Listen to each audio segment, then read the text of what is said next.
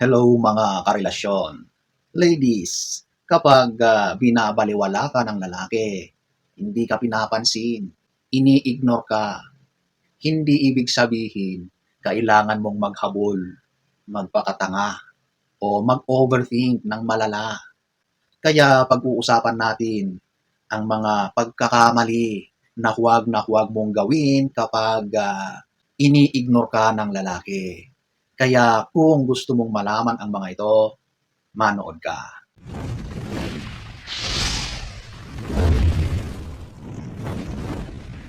Number one, ito yung paulit-ulit na pag-message at pag-check sa kanya. Alam nyo ladies, ito ay isang pagpapakita na desperada ka. Yung kapag nag-message ka sa kanya, ay napakarami mong sinasabi. Kumusta ka? Busy ka ba? Okay ka lang ba? Bakit hindi ka nagre-reply? Ang mga tanong na yan, okay naman yan. Pero kapag sunod-sunod, paulit-ulit, maya't-maya, ibang usapan na yan. Pagiging desperada or desperation ang dating ng ganyang gawain. At kapag ganyan ang nakikita ng lalaki sa iyo, mas lalo siyang mawawalan ng gana. At sa halip na magre-reply siya, ay mas lalo kang hindi papansinin. Mas lalo niyang i-ignore ang mga messages mo, ang mga ginagawa mo para mag-reach out sa kanya. So stop ka dyan, okay? Sa isip kasi ng lalaki, hindi yan concern eh. Pressure yan sa kanya. Kapag ramdam niya na mas lalo kang naghahabol, mas lalo rin siyang lalayo. Okay? Ganyan yan eh. Kung habol na habol ka sa kanya, siya naman ngayon ang magpapakipot, magpapatrying hard, or lalayo palalo sa iyo. Kaya huwag mong gawin yan, ladies. Isang pagkakamali yan na sa halip na mas makalapit sana sa iyo, ay mas lalo mo siyang pinapalayo. At tandaan ito, attraction dies kapag walang challenge sa part ng lalaki. Wala na yung challenge eh. Kasi habol na habol ka sa kanya. Kaya stop. Number two, ito yung pagiging emotional mo sa chat. O ito na, yung mga naka-on na, yung drama mode mo. So, madalas ito sa inyo eh, yung mahilig kayong magdrama. At ang mga lalaki naman, ito naman yung sitwasyon na ayaw nila. Kapag nasa ganyan silang sitwasyon, hanggat maari, aalis sila. Iiwas sila. Kasi ayaw nila ng drama. Yung mga ginagawa mo o sinasabi mo na, may nagawa ba akong mali? Sabihin mo kung ayaw mo na sa akin. Ang sakit-sakit. Ang dami-daming sinasabi, etc., etc. Yan yung iilan sa mga maaring sinasabi ng babae kapag yan ay very emotional. Nagdradrama na. Sa totoong buhay, ayaw ng lalaki ang emotional interrogation. Hindi yan mga mind readers.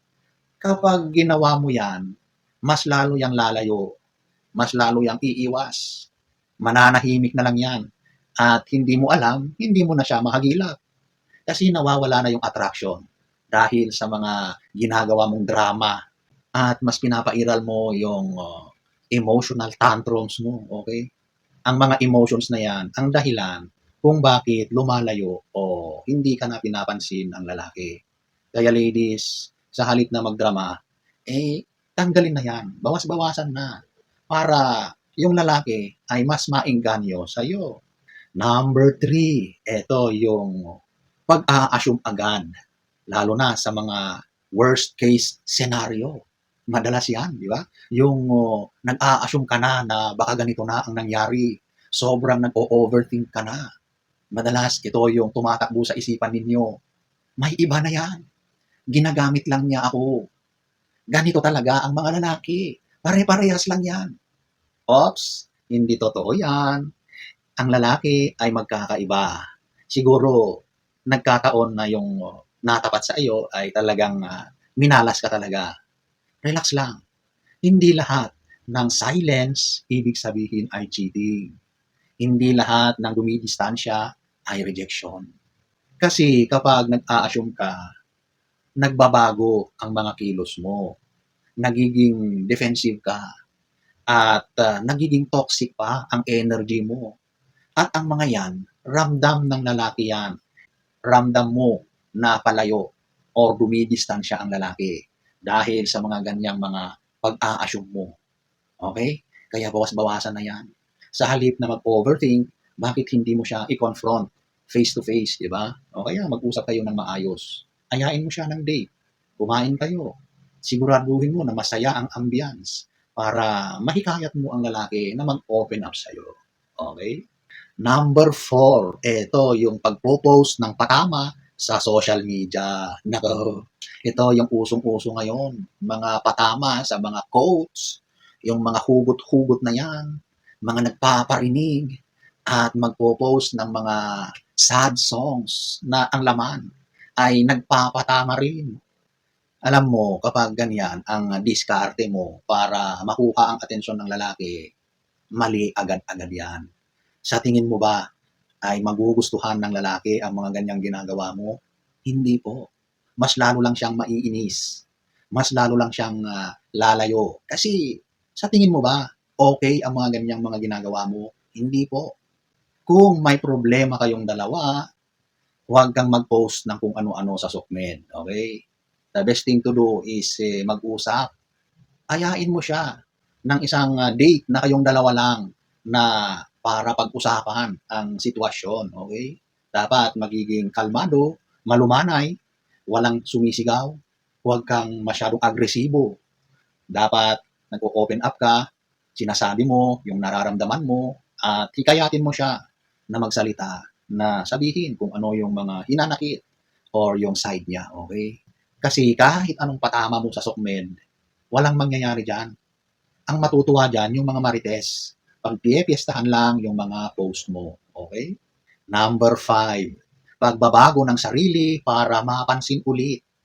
Madalas din ito, yung akala mo ay kapag nagbago ka ng style, ng pananamit, ng mga ipinopost, yung biglang nag-post ka ng sexy na dati naman ay hindi mo nagagawa.